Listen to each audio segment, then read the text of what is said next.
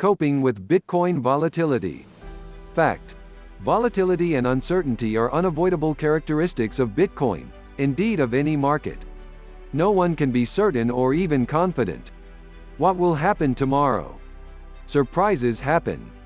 Shocks happen. Markets are sometimes dull.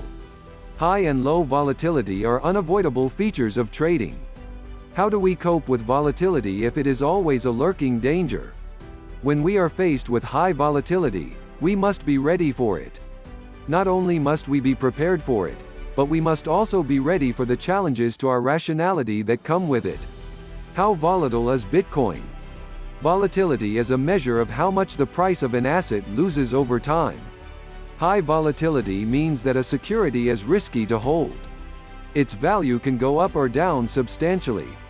The more volatile a security, the more people want to limit their exposure to it, either simply by not holding it, deleveraging, or hedging the risk.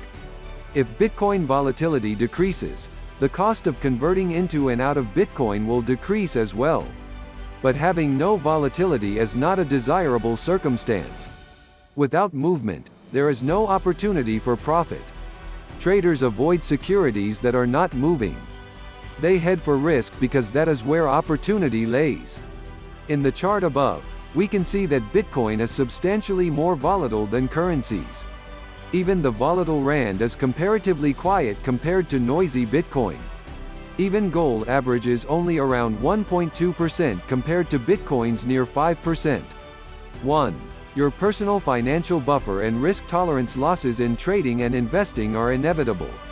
Before we start the journey, we need to ensure that we are not risking more than we can afford to lose or even leave us with no financial buffer.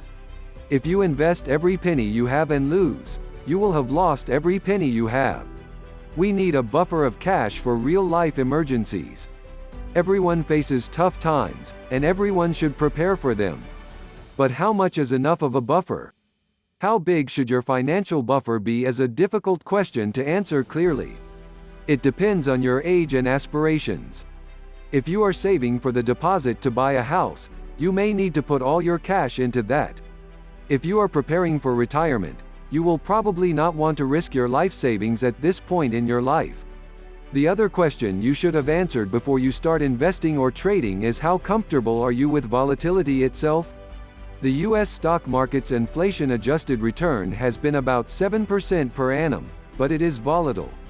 7% sounds excellent, but do you have the stomach to sit through the 2007-08 global financial crisis or even the one-month sell-off seen in February last year? If you cannot take the heat, don't go close to the fire. 2. Diversify your risk. Don't become a Bitcoin specialist. Diversify your trading or investing as much as you can. Even gold has offered some risk-reducing diversification. It holds up well whenever Bitcoin wobbles. Gold has not returned as much as Bitcoin lately, but a portfolio containing Bitcoin and gold has been less risky than a portfolio of Bitcoin alone. Consider other assets such as the stock market or commodities.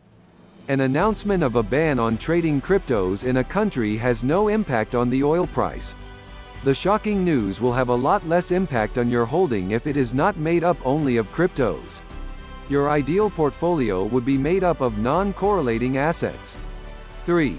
Be calm and avoid irrationality. Volatile markets, like Bitcoin, offer an opportunity for profits but also potential disaster.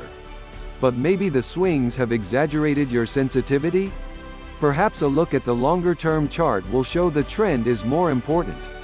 Maybe what you feel, racing pulse, your adrenaline pumping, is only the effect of the herd. The noise of the internet has made you deaf to a simple message. Slow your breathing, take stock, avoid panic at all costs, recognize your irrationalities, control fear. Look for the opportunities and try to concentrate on your analysis skills. Fear is the enemy of clear thinking. 4. Do not overtrade. A strong urge in times of high volatility is to react to each move, diving in and out of the markets. It is, after all, as easy as clicking your mouse to take a profit or jump out of a position. This is very destructive.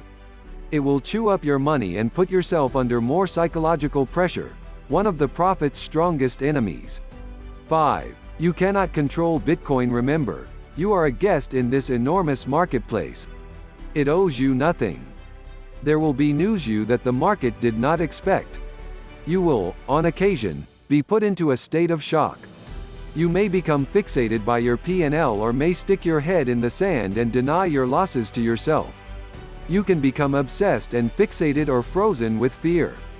You cannot will Bitcoin to move the way you want. Accept it.